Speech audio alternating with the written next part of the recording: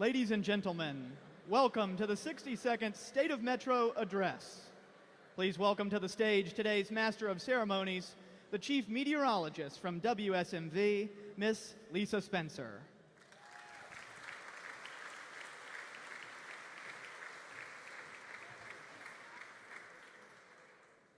Good morning and welcome. I'm Lisa Spencer, your Master of Ceremonies, and it is my honor to welcome you to Mayor Freddie O'Connell's State of the Metro Address.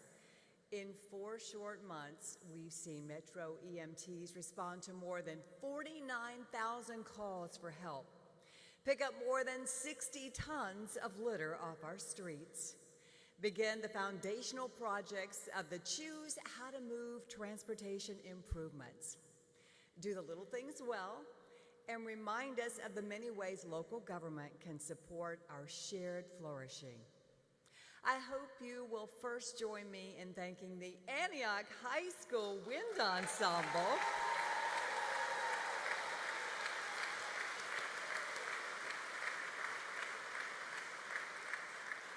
Incredible performance, and we look forward to hearing from you a little bit later. Well, before we get started this morning, I want to take a moment to acknowledge a day that's deeply meaningful for so many of us here in Nashville. Today marks 15 years since the 2010 flood, a time that brought incredible devastation to our city. As a meteorologist, I remember tracking the storm, watching the rainfall in record amounts, over 13 inches in just 2 days' time. Record after record fell by the wayside. The Cumberland River was flowing through downtown streets and buildings, and I will never forget the scene of a portable classroom floating down the river, which was actually Interstate 24. But more than the weather, what I remember most is the strength of this community. We came together in a way that embodied the strength of our city, and today we honor those we lost. The neighborhoods forever changed, and the resilience that still defines who we are. So let's welcome a few of our first responders who look out for us every day. I now ask that you please stand, and gentlemen, remove your hat as we welcome Metro Nashville Police and Fire Joint Color Guard for the presentation of colors, and Metro Council President Pro Tem Sandra Sepulveda, who will lead us in the Pledge of Allegiance. And please remain standing until the colors are retired.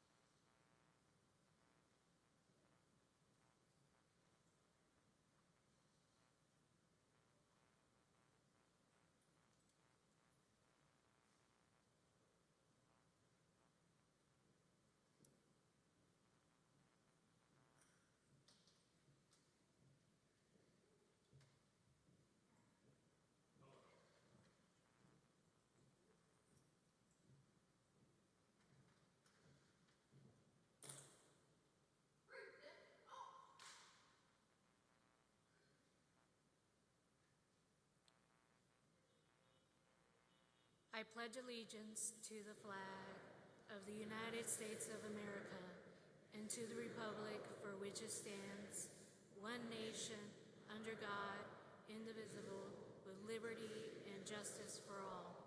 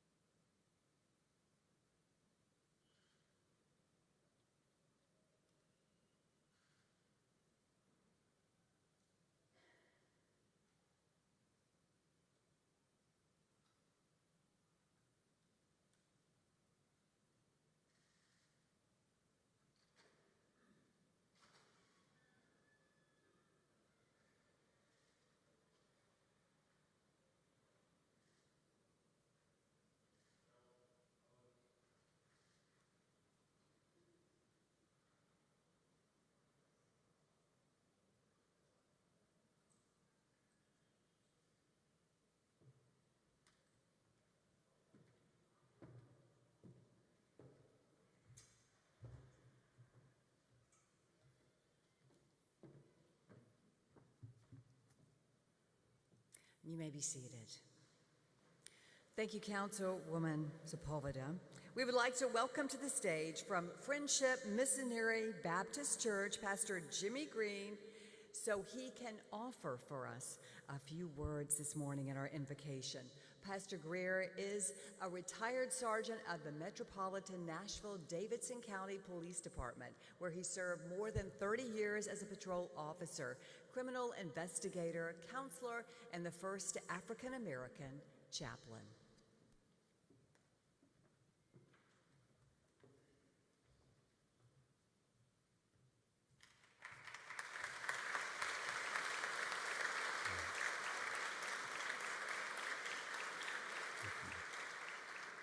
Shall we pray? All-wise and gracious Father, we beseech your blessings upon this city of Nashville on this day. We bow, God, to thank you for the privilege of living here. We pray for those who give leadership to our city. We ask your blessings upon Mayor Freddie O'Connell, the Metro Council, the employees of Davidson County who help make our city great. We pray for your guidance and wisdom as they lead us in continuing to make Nashville a wonderful city in which to live. As we work together as a community, may we all work to make Nashville a wonderful city in which to live. In the name of the Father, the Son Jesus, and the Holy Spirit, we ask these blessings. Amen. Thank you.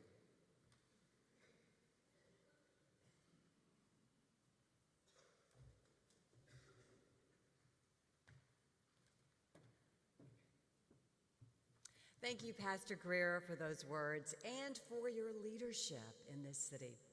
Up next, if you've attended a State of the Metro in the past, you know that it's always a head-turning moment when we welcome our Youth Poet Laureate to the stage. The Nashville Youth Poet Laureate program is made possible through the partnership of the Office of Mayor Freddie O'Connell, Nashville Public Libraries, Studio NPL, Nashville Public Library Foundation, Metro Human Relations Commission, Urban Word, and Southern Word. Violet Ray Hansen, a junior at Hume Fogg Academic Magnet, is the 2025 Nashville Youth Poet Laureate. Violet has spent her writing years spreading encouragement through her mental health experiences as a teenager in the modern era. Through her poetry, she hopes to inspire others to speak up when they have something to say. Please welcome the 2025 Nashville Youth Poet Laureate, Violet Ray Hansen.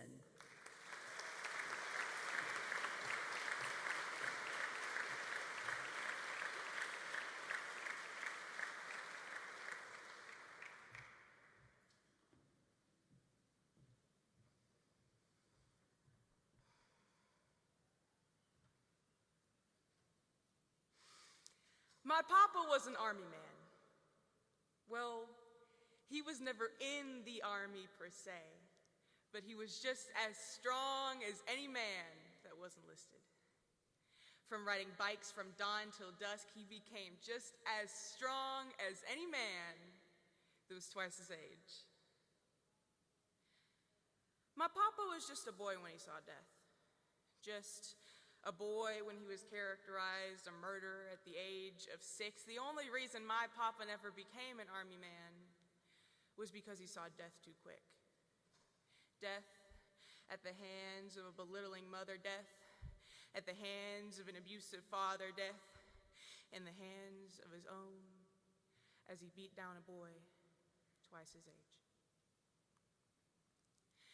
My mama told me that once I grow old like her, I'd wished I hadn't been so hateful. That once I get an adult job and bills that never end, covering my dining table in debt letters and pouring water worry down the family tree, I'd wished I hadn't wished to grow up. Though I don't remember asking to grow up. I don't remember asking to know all the things that I do, because when I hear the ticking of the clock in the other room, years down, doors ahead, I'd have to cut off my own ear to keep my sanity. to keep the hands of time from clasping at my throat and pushing down on my backbone, rubbing bone, hand pushing back, heart clutching, chest clock ticking down, breathing final breath. I held a gun once. I could feel the weight of its sorrows in my hand, and despite knowing the safety was on, I could never seem to feel safe around a firearm. I think I'm more scared of death than I am growing up. Though I suppose that those things go hand in hand. We live just to die. We create for our creations to decay. We kill just to feel alive. I don't want to be a part of a statistic. I can feel the lives of 47,000 people in my hands and 650 shootings. It's heavy, though it only gets heavier as the years go by. It's 47,000 last year, maybe it's 50 this, yet I can't seem to see how our legislators don't see it. Are they clueless of its burden, or would they rather fight fire with fire, fire, fire, fire? Bullseye, here's your prize. The burden of 1,663 student lives. Was it worth it? Was it worth your every penny? Was it worth all the money that you spent to win the ticket to your seat? My mama once told me that after I saw death, I'd wished I hadn't been so hateful. That once I realized that my tongue could be the last thing that someone feels gnawing at the back of their ears, I'd wished I'd held it back. Spewing the truth seems to make you cynical, but I'd rather be hypercritical than lie, saying that I'd rather arm a teacher than disarm a nation. That I would rather be a problem solver than a preventer. That I would rather fight fire with fire. But my papa once told me that I should be timing my actions, that I should be ticking off a bucket list and living every day to the fullest, because death always lingers. Death never sleeps because man doesn't. Man wants you dead just as much as you want to live. Man wants his guns just as much as you want your life. Man wants you dead just as much as you want your rights. So tick down the days. Tick, tick, tick, tick. Will it be the gun of man or of time that takes the next life, that takes mine? Because I have dreams. And so did the 3,000 kids that came before me, though I fear that I overstepped my boundaries as a woman, as a student, as a child who doesn't know any better. Because I fear death. And maybe it's just because of how common it comes at my age that I do.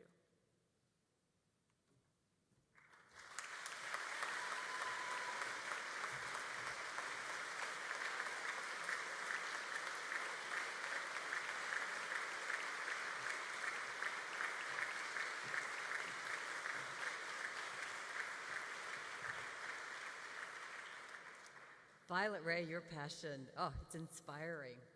Well, before I introduce Vice Mayor Henderson to the gavel in this special meeting of the Metro Council for the purpose of the mayor's address, we will hear once again from the Antioch High School Wind Ensemble under the direction of Dr. Frank Zimmermer. The AHS Wind Ensemble has a history of superior ratings in concert performance festivals, including the 2018, 2023, and 2025 ASBDA Award of Distinction. The Wind Ensemble has hosted guest conductors and clinicians from various local, state, and national universities, as well as collaborating with musicians and conductors from Colombia, Peru, Dominican Republic, Venezuela, Panama, and Costa Rica. Students in the AHS Wind Ensemble have been involved with the Blair Academy from scholarship lessons, and in 2024 performed a side-by-side concert with the Vanderbilt Wind Symphony in Ingram Hall here in Nashville. The ensemble prides itself in programming music from new and underrepresented band composers in the wide band and the wind band community. Ladies and gentlemen, the Antioch High School Wind Ensemble.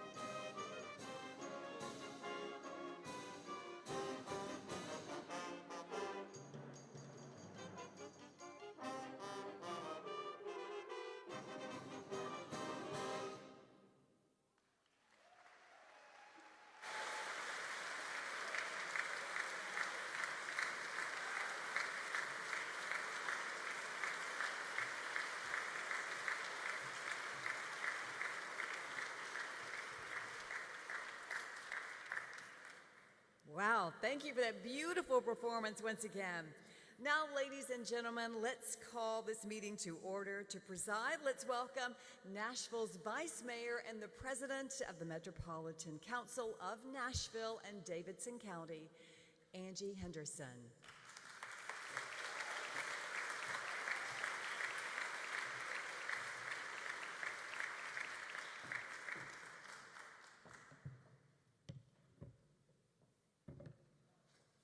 Good morning. I'm Vice Mayor Angie Emery Henderson, President of the Metropolitan Council of Nashville and Davidson County. It is my pleasure to welcome you to a special meeting of the Metro Council. This is always an important day for our city, and council members and I are grateful to Nashvillians, the mayor, fellow elected officials, and everyone working for and with the Metro government joining us today, whether that's online at work or at home or here at the main library. Council's regular meeting place is the Metro Council Chamber on the second floor of the historic courthouse and City Hall on the public square just a few blocks from here. On the dais in that chamber is where this gavel usually sits, but once a year, the gavel travels. And several members of the council joined me and the gavel in walking to this meeting today. Would all Metro Council members please rise to be recognized? This council of 40 members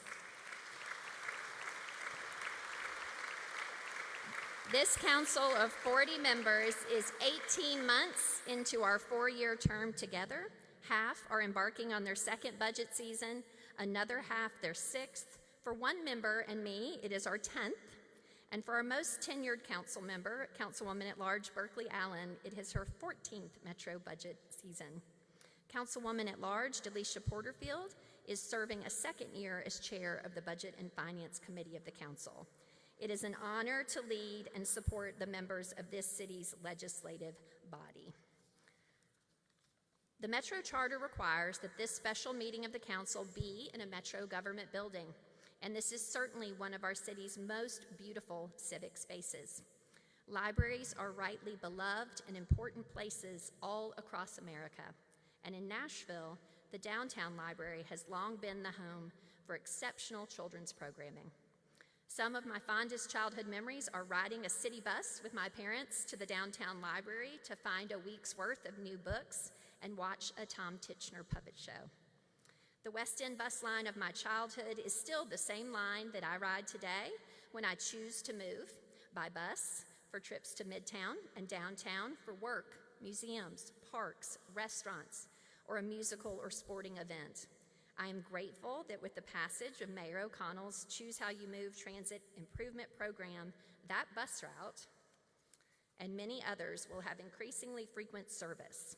Nashville's voters chose to invest in themselves and a brighter future for our city. Today, yes, indeed. Today is also a day to look to the future and think about our civic investments. Will the meeting please come to order? This is the annual special meeting of the Metropolitan Council for the Mayor's State of Metro Address. This is the 62nd address, the first having been delivered in 1963. Without objection, we will suspend Rule 31 regarding the Council's regular order of business, the Pledge of Allegiance, and the Invocation already having been delivered, and move straight to recognizing the leader we are all waiting to hear, the Honorable Freddie O'Connell, Mayor of Nashville and Davidson County. Mayor.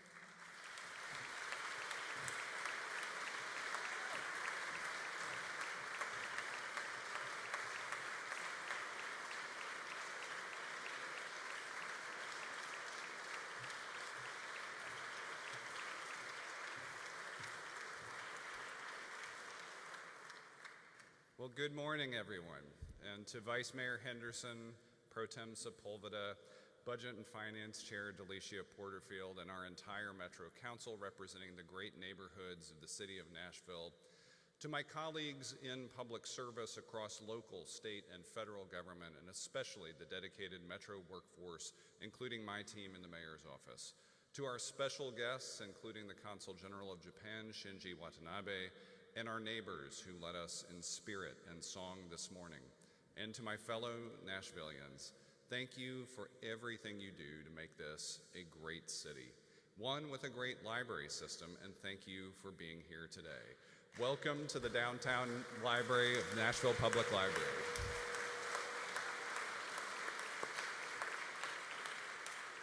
For 62 years, mayors have delivered a State of Metro address on behalf of the metropolitan government of Nashville and Davidson County.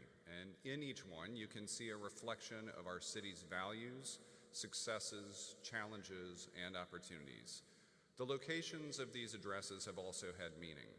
This building is a choice Nashville made years ago, an investment in our future, a place of discovery that connects people to worlds beyond these walls. It's a manifestation of community will, people rallying behind the belief that the city deserves a great library system. Government didn't do it alone. We started a conversation that focused the public sector, business, community organizations, philanthropists, and residents on a dream we could build together. As a friend once reminded me, Nashville is bigger than Metro. We're sitting in a dream that partnership built, something bigger than government could have accomplished alone, and it's a dream in motion.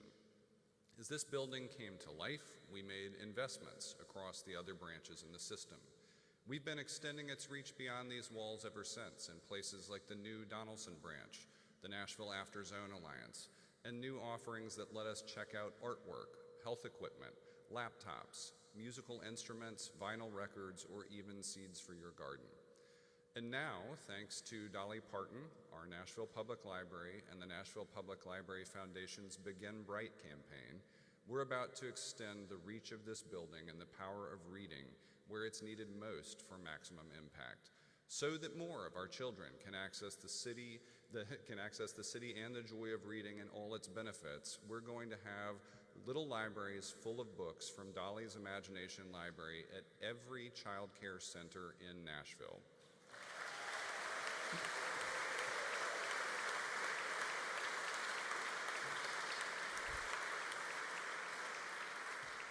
No other U.S. city has accomplished what the foundation is trying to do here. Begin Bright starts with 30 child care centers. They'll add about 50 each month after that. The CARTS books and training app for pre-K readers will be rolling into child care centers starting this fall. Every book in the little libraries will be available for checkout at NPL or at home through the Imagination Library. Metro jumped in early to help kickstart the funding with a pledge of $1 million that I'm fulfilling today in our recommended fiscal year 2026 operating budget.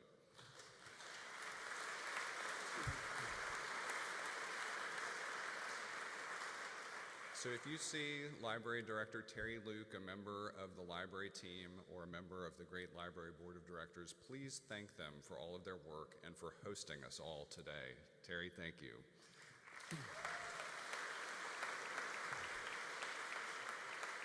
And I hope you'll consider supporting the Begin Bright campaign.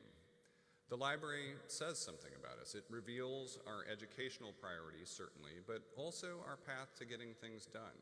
We believe in partnership, in win-win possibilities, and the power of conversations to spur action.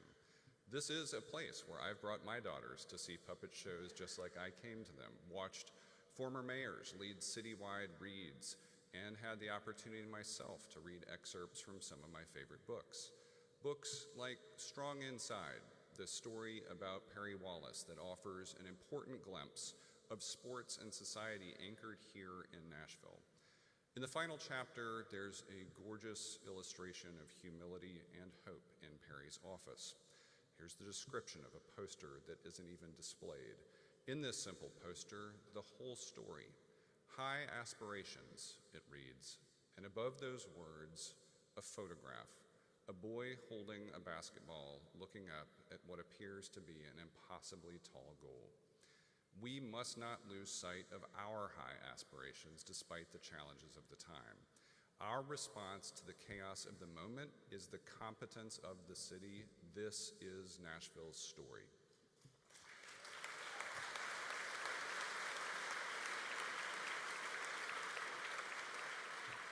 We believe in the job of local government, its capacity to respond to the needs of residents and broker important community conversations. We're focused on affordability and quality of life, a better Nashville for Nashvillians. That's the spirit that motivated our transition into office 19 months ago, and it's the same spirit that drives Metro departments today and all the days between. But the world has certainly changed since September 2023. And this is a moment to reflect on these changes, to take a deep breath and reckon with what we've lost and recognize what we've gained. Earlier this year, we grieved the loss of a bright young woman. We grieved with her family and friends, the Antioch High School community, with all of Antioch. We grieved as a city. To Principal Dr. Nakisha Burnett and the Wind Ensemble from Antioch High, thank you for being with us today.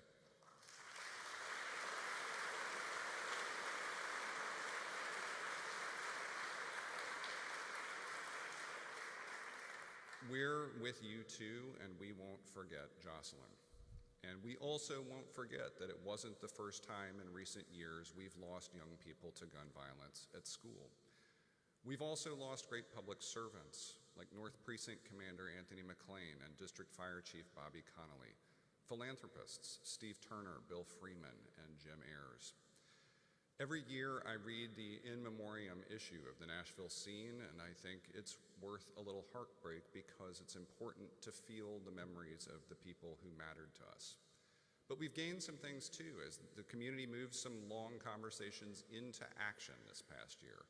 And it is worth a few moments to celebrate what we all accomplished in November with Choose How You Move, our transit improvement program.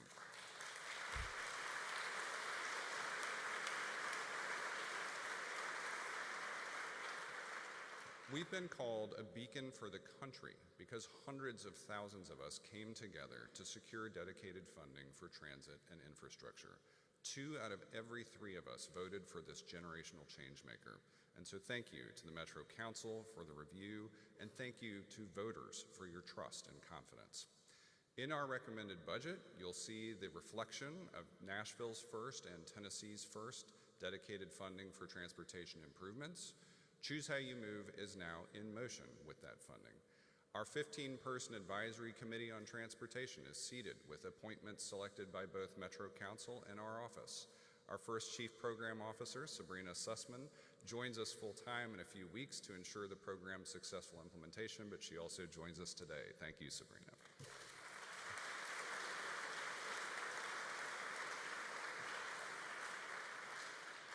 And beginning July 6th, WeGo is increasing the service frequency of several routes, expanding WeGo Access, a service for rider with disabilities, to the weekends for the first time.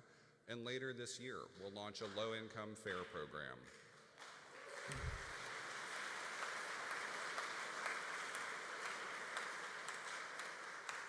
Because we didn't want to wait, 11 foundational projects are not only funded, they're started, and among them, we're investing in safety. Earlier this year, we announced MNPD Captain Brian Williams as our first MNPD WeGo Transit Liaison.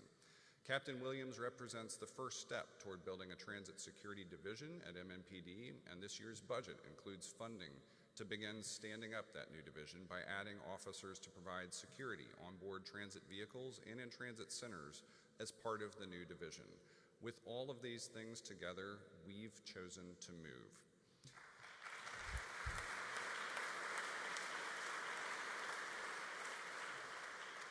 On the other side of the river, you see the first buildings rising from the ground and a long dream taking shape on the East Bank. While the new Titan Stadium is on track for 2027, new neighborhoods are also in progress. Imagine East Bank was one of the biggest community input exercises we've ever undertaken as a city, and we're excited to work with all of you and many partners to bring that vision to life. The new East Bank Chief Executive Officer, Ben York, and our East Bank Development Authority are in place. The Landings apartment buildings at the River North Urban Waterfront District are filling up with the neighborhood's first residents. Our master development agreement locks in a century of affordable housing on Metro-owned property. Transit and East Bank are 2 big things that don't happen without help. Partnership itself is a strategy and a choice. Residents are partners too, and we choose to listen to you and respond to your needs, because customer service matters, and the little things sometimes matter most. It's said that we campaign in poetry, but we govern in prose, and there are great sentences in governing. It's refreshing to hear so many people say some version of, "I've never seen a snowplow on my street, but I did this year."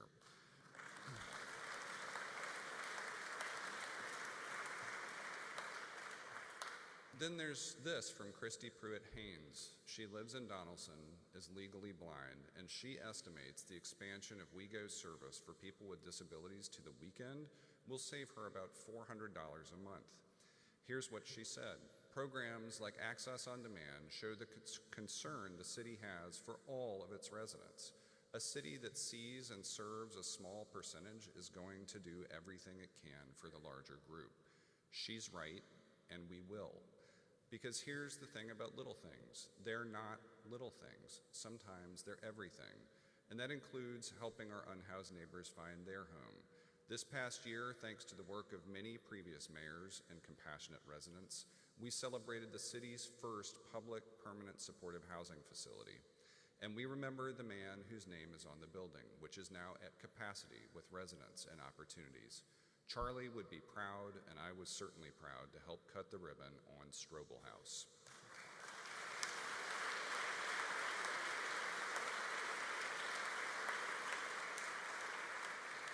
There are also immediate needs. We've been leaning into customer service and the core responsibilities of local government.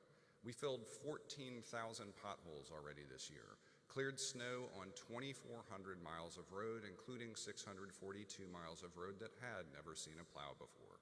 We supported our schools in smart ways, and our students responded with the best graduation rate in Metro Schools history last year.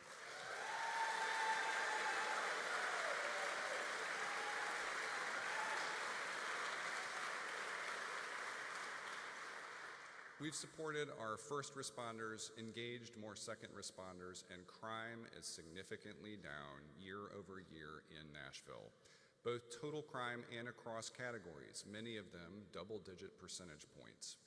As we try to ensure Nashville is a city where everyone thrives, we pay attention to safety in many ways. Pedestrian deaths are down, opioid deaths are down, deaths of homeless residents are down. And these trends are by action, not by accident. Local government has to work. The work of Metro touches each of our lives in various ways each day. But we've lost a reliable partner in the federal government, and that's impacting our community's work on many levels. Estimates reveal nearly 400 Nashville nonprofits are at risk of losing funding to the tune of $1.5 billion. Vanderbilt University Medical Center has already revealed that they're cutting their budget by as much as $250 million. And Metro has been ghosted on awarded funds of tens of millions of dollars. But we're not standing idly by as the federal government unlawfully tries to cut funding that's legally ours. We've told them we'll see you in court.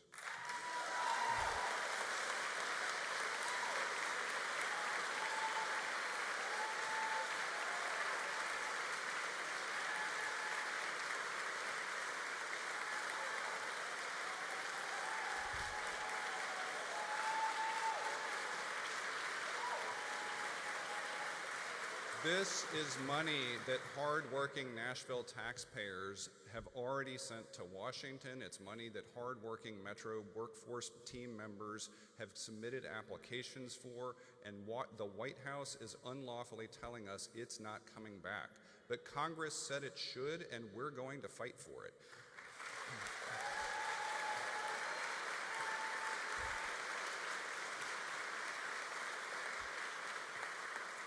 And we've got a great team to lead us with Director Wally Dietz and the 57 professionals in the Metro Department of Law.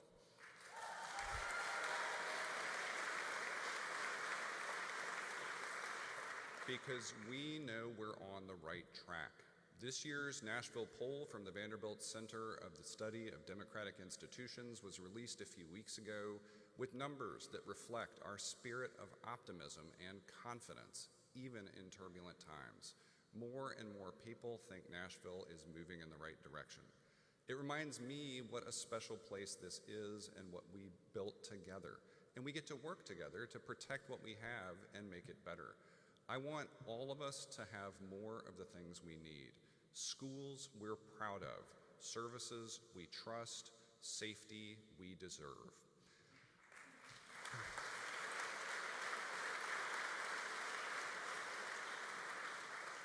Local government isn't where we do moonshots. It's where we set up kids like the Hillsborough Boroughs to take their best shots, whether that's in the classroom or on the court. And when we do it right, they come home state champions for the first time in school history.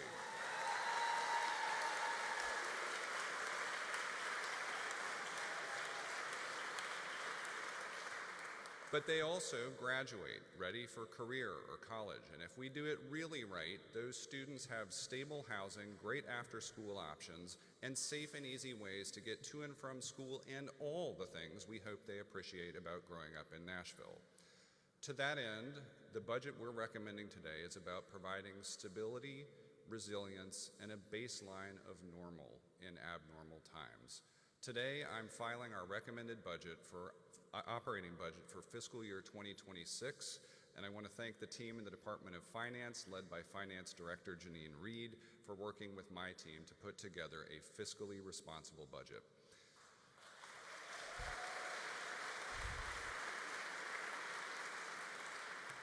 Because people rely on local government to get stuff done, and our annual operating budget determines how much we get done and how we pay for it.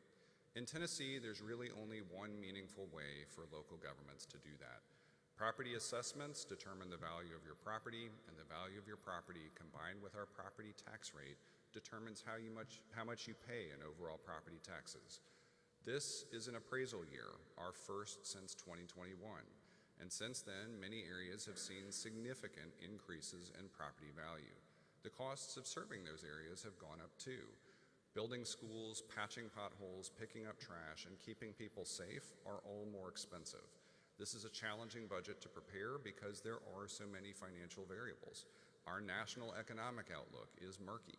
We're phasing out hundreds of millions of dollars of one-time federal COVID relief funding, and we're experiencing an unpredictable overall federal funding outlook. But we have to be careful not to get hung up only on cost. We're trying to responsibly work backward from understanding our needs. Just as Choose How You Move offered a transit improvement program, our recommended budget is really a community improvement program where we provide the funding necessary to deliver quality schools, core services, and safe neighborhoods. We know it's important to govern in predictable ways, and that includes accounting for the increased costs of governing and rising expectations for the quality of services. So our Office of Management and Budget and the Department of Finance work closely and carefully with Metro departments to understand staffing and resource needs. And we've stayed focused on a budget that delivers on the basics, continues what works, pays our public servants fairly, and delivers on the biggest needs and concerns of Nashvillians, including housing affordability. I know it's complicated talking about appraisals, equalization, and the impact on tax, especially because we know two things are true at once. Some Nashvillians will pay more in property taxes, even as we're setting the lowest overall property tax rate in Nashville since 1972. It will also be the lowest property tax rate among the big cities in Tennessee and one of the lowest among top American cities. The low rate helps, but it won't totally offset the market realities of the past 5 years, the last time the tax rate was increased. The median home in Davidson County is now 45% more valuable than it was when last appraised, and that means when we set the new tax rate, some of us will have increased costs. For any resident of the city, it can be easy to miss or overlook all the good ways local government impacts your life, but very easy to see how it impacts your bottom line, especially when your paycheck doesn't seem to stretch as far as it used to. And it's not just the cost of governing going up, it's the cost of everything we buy.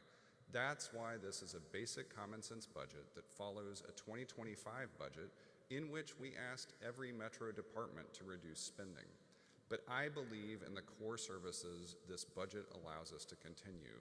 So I want to lay out to you our focus on schools we need, services we trust, and the safety we deserve. Our recommended budget fundamentally continues what works and invests what we need most, just like we did for Metro schools last year when we extended good pandemic-era programs making a difference. But that bridge was built to keep us from going over a cliff for just a year, and now we're strengthening and funding these programs to continue beyond. And a budget is fundamentally both things at the same time, the expression of need and the way to pay for it. Many of you undoubtedly walked past folks this morning who believe that property tax going up for any Nashvilleian by any amount is unnecessary, just more government spending. These are the same people celebrating the chaos of federal cuts, which, make no mistake, are not about efficiency. What they won't tell you is what they're proposing means we wouldn't fund our school services and safety. We wouldn't open a new police precinct in Southeast Nashville, wouldn't have the new police flex unit shrink the amount of time you have to wait when there's an emergency, wouldn't expand safety in schools. But I refuse to tell our students we have to sacrifice their safety or that we have to pull nurses out of schools. I refuse to tell them they shouldn't be safe in the classroom. I refuse to strip away mental health supports we already offer. And everyone deserves trash pickup to happen when we say it will. Together, we resolve that a great city must move forward and stand for its vision with solemn duty and a recognition that our government is chartered to do important things that touch our lives daily.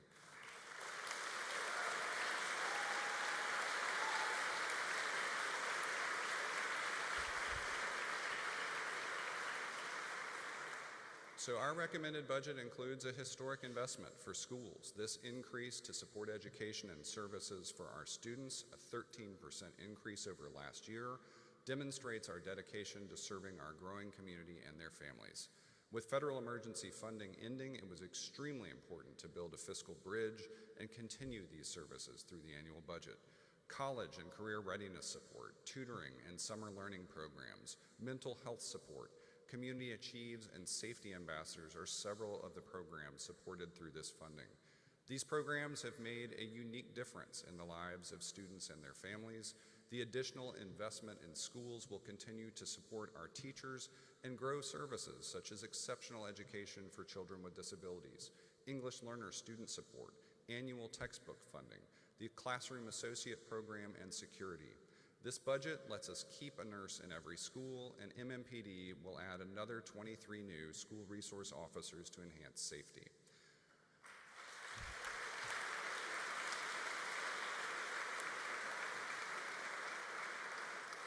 Like so many of our investments, we've seen our work with schools paying off.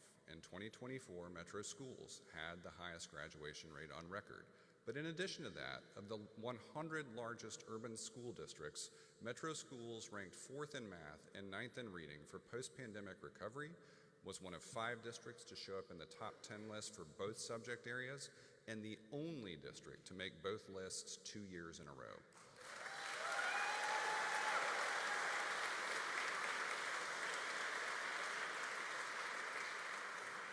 We are continuing to lay the foundation in this budget for Metro Schools to grow and plan for the future of Metro, our children.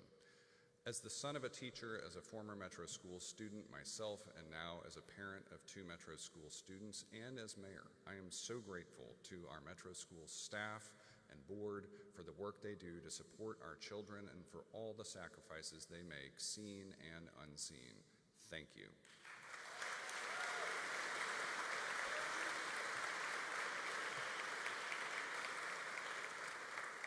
Education is this budget's biggest investment, and it should be. So thank you to our Metro Council members for their consideration and ongoing support of our public schools. Thanks to Chair Freddie and the members of the Metro Nashville Board of Education for their leadership. And certainly thanks to our Director of Schools in 2025, a winner of the Athena Award, Dr. Adrian Battle.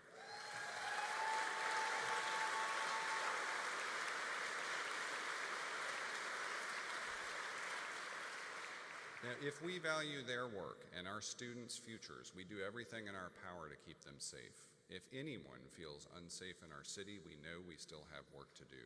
For them, for all of us, we must stay focused on the progress of safety. I recently signed Executive Order 53, creating Nashville's first Office of Youth Safety.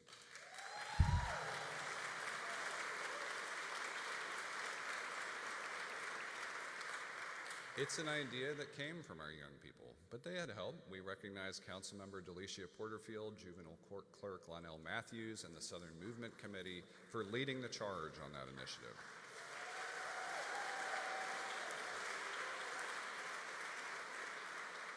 And please join me in welcoming our first director for that office, Phyllis Hildreth.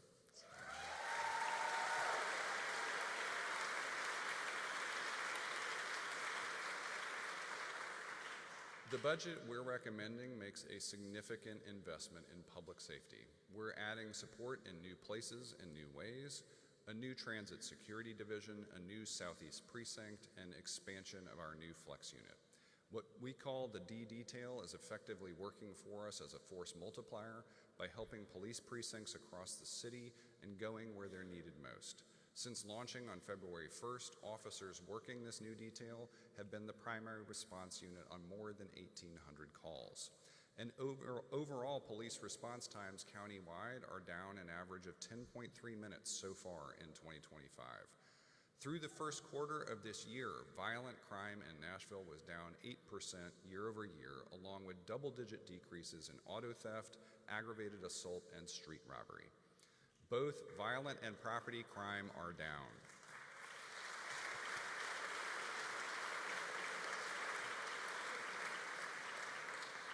We know these numbers are little consolation to any victim of crime, but we also want to acknowledge progress and success. We're expanding the REACH program, which pairs Nashville fire medics with clinicians from the Mental Health Cooperative.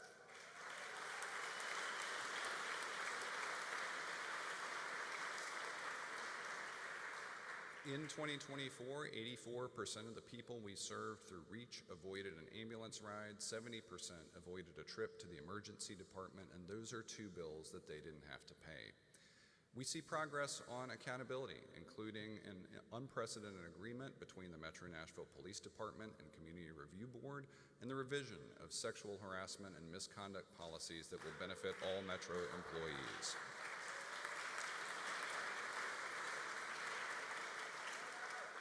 We also see faster response times, and that's thanks in part to Metro's first responders, our 911 dispatchers at the Department of Emergency Communications. Year to date, you can applaud for them.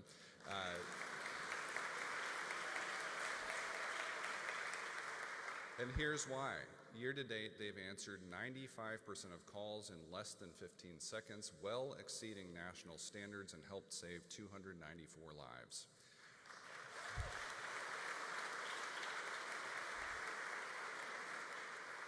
That same Vanderbilt poll shows strong public approval ratings for our first responders who risk their own safety to protect ours. For that and so much more, I want to recognize Nashville Fire and OEM Director Chief Will Swan, Police Chief John Drake, Department of Emergency Communications Director Steve Martini, and their teams. Thanks to all of our first responders.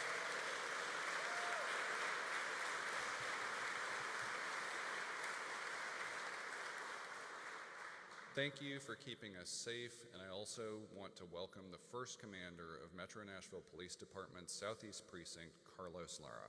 Thank you all for your work.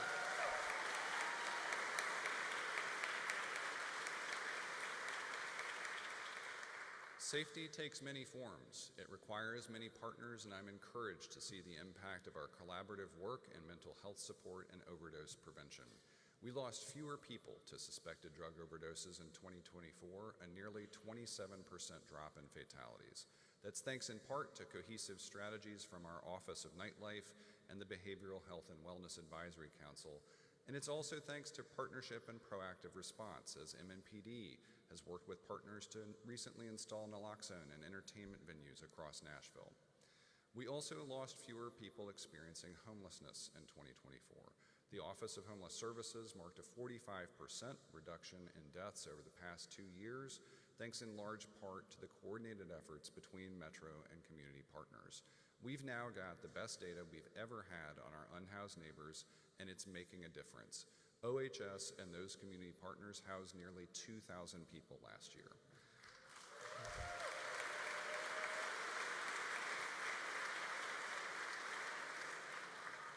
talked about schools and safety, and now let's talk about services, the third leg of our community improvement program. We at Metro pick up the trash, fix streetlights, build and repair sidewalks, maintain the parks and community centers, fill the potholes, and help residents and businesses rebuild when disaster strikes. We respond when you call for help. Through the first 9 months of the current fiscal year, about 230,000 requests came to Hub Nashville through the website, the app, or importantly, by dialing 311. Many of those calls were resolved quickly on the first call, and all of them kept 911 clear for emergencies, which helped save lives.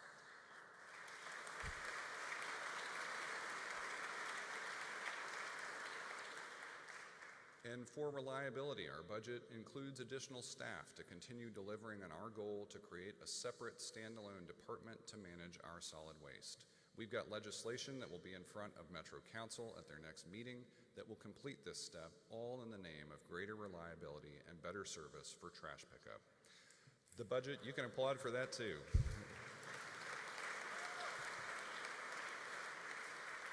The budget also includes support for health and wellness in Nashville, like Nashville Strong Babies, HIV and STI prevention and treatment, vaccinations, mobile health programs, mental health support, continued investment in Nashville General Hospital, and nighttime codes inspectors, and much more. We're providing operational support for the fundamentals that touch the lives of our residents each day.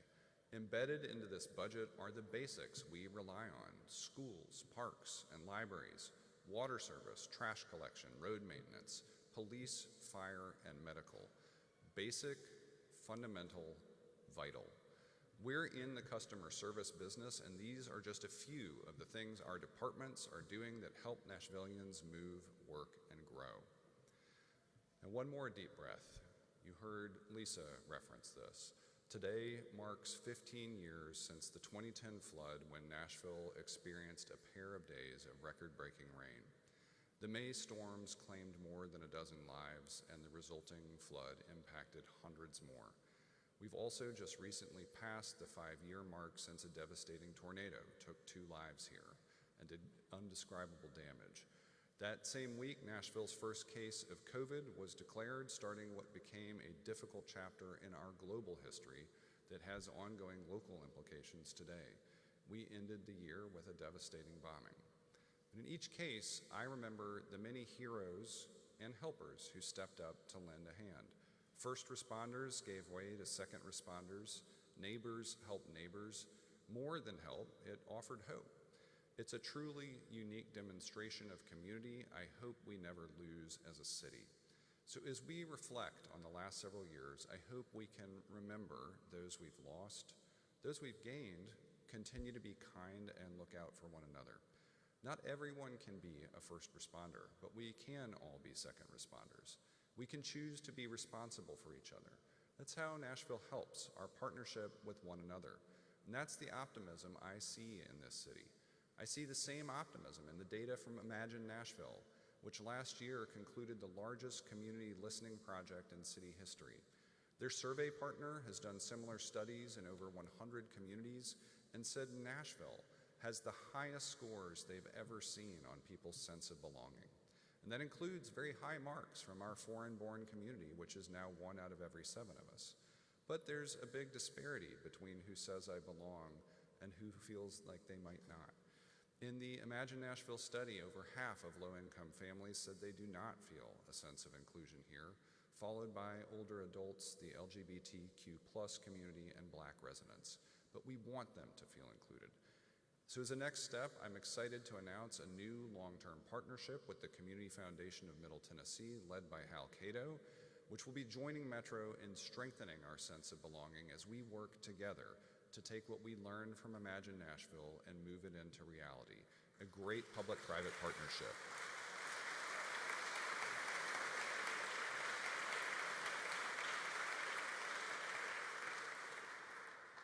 The state of Metro today is where many cities would like to be. School performance is up, city services are improving, crime is down. People want to be here. and we want to make it easier to stay. And that's much of the work we're going to be leaning into even harder starting today. The median home price in Nashville has risen to almost $500,000. That's more than 5 times greater than the region's median income. So Nashville, it's time to move on housing.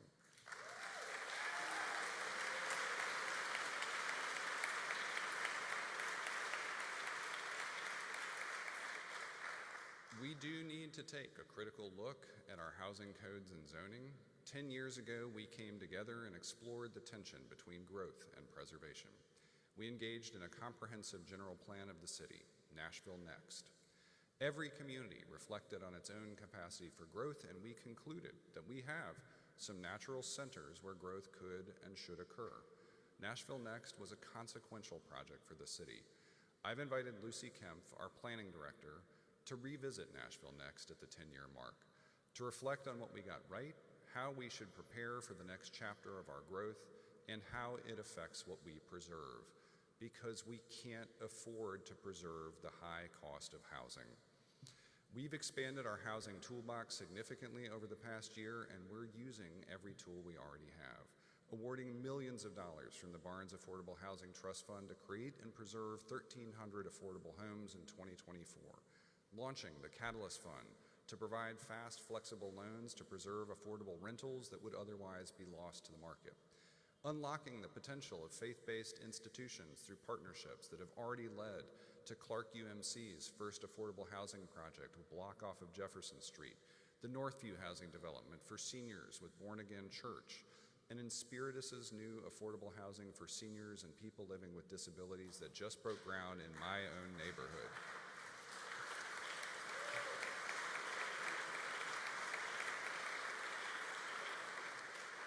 We're also going after other sources of funding everywhere we can, including winning $5 million through HUD's first ever Pathways to Removing Obstacles to Housing program, and building on the success of permanent supportive housing at Strobel House for the people whose housing challenges are the greatest. And now we have a new tool. Just in time for this address and the budget, our planning department is moving forward with a unified housing strategy.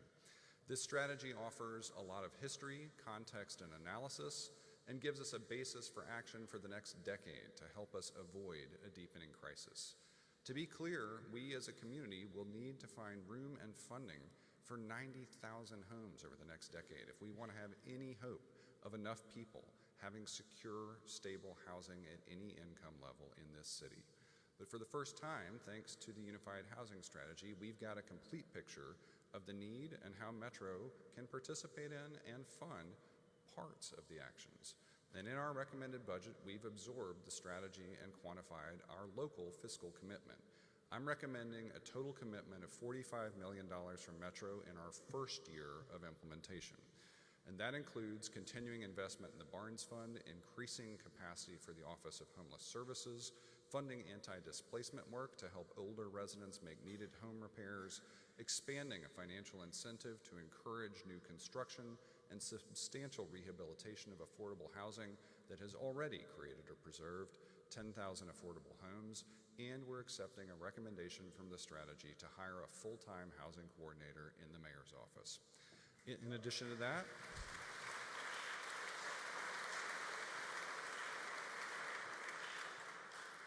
continuing to strengthen partnerships, I'm excited that the Community Foundation, who've already been leading on setup and launch of the Catalyst Fund, will be pulling together a group of experts who know we need to move quickly and making sure we do, because Metro can't do this alone. And it's imperative that this strategy is understood as a unified housing strategy. We need our private sector partners, not just at the table, but at the bank. This is a big project. It is a project that requires partnership and community will, but those are the same things that delivered passage of a generational transit improvement program in November, and the same stuff that brought this building to life. At that time, we rallied around the idea that a city with a great library is a great city. Today, we need to channel that can-do spirit and civic pride to meet a need that has been growing, because great housing options also yield a great city. So let's make that happen.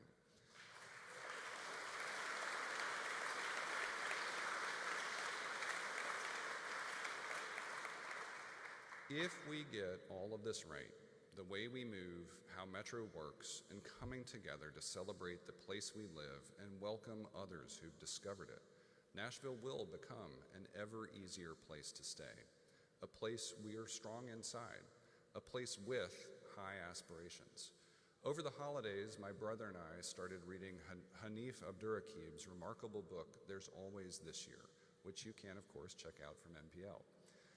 His reflections on place and staying and leaving and coming back are beautiful and tragic and hopeful all at once.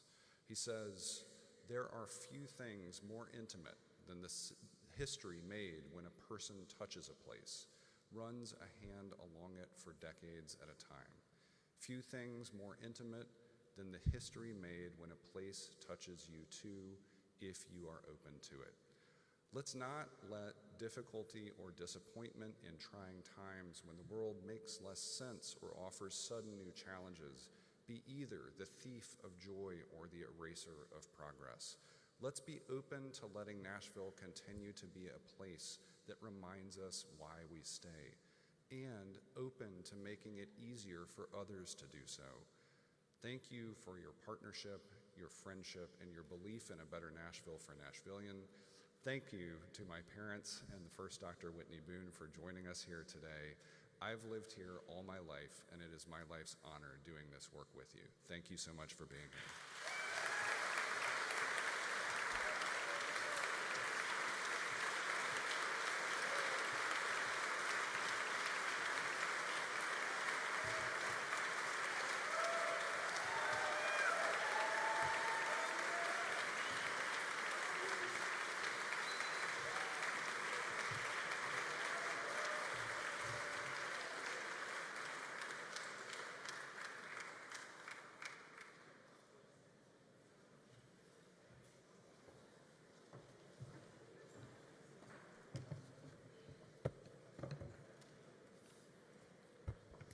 Thank you, Mayor, for an excellent and inspiring address. Council members, is there a motion to adjourn the special meeting? We are adjourned, and I ask everyone to please remain with us for a final blessing for the city.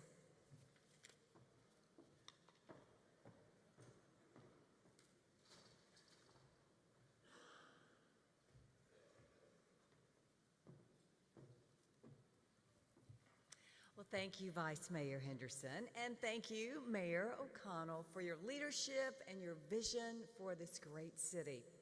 Our final guest this morning joins us to offer a blessing for the city. Please join me in welcoming the very Reverend Serena Sides, Dean and Rector at Christ Church Cathedral.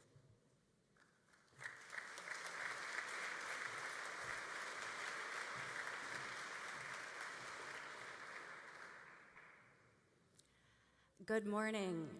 I'm Serena Sides, the Dean and Rector of Christ Church Cathedral. Now, Dean and Rector are terms particular to my denomination. They mean that I'm the lead priest and pastor of the cathedral, and we are the Episcopal Cathedral in downtown Nashville, located at Broadway and 9th Avenue North. You may know something about the Episcopal Church from two of our more famous clergy, and I stand on their shoulders today. One is Bishop Michael Curry, who preached about the power of God's love at the royal wedding of Prince Harry and Meghan Markle in 2018 in London, England. The other is Bishop Marianne Buddy of Washington, D.C.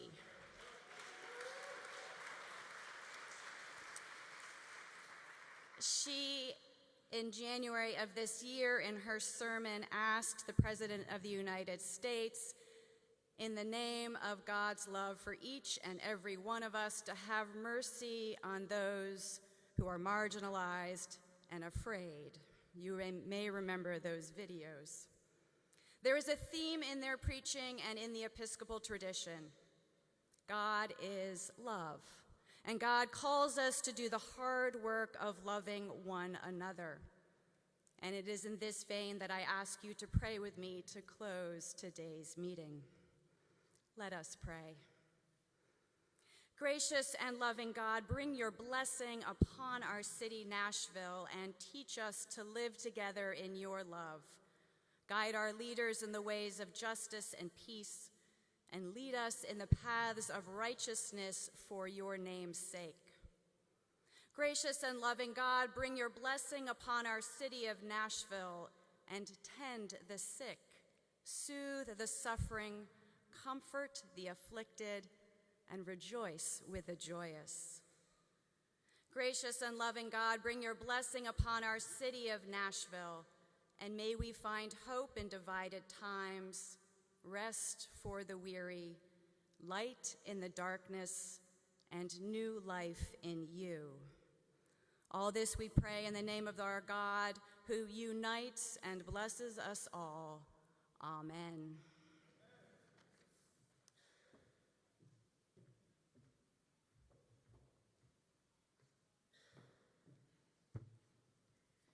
And friends and neighbors, this concludes the 62nd State of the Metro Address. Thank you so much for coming. I'm Lisa Spencer, and it's been an honor to be your MC this morning. Have a blessed day and be kind to one another.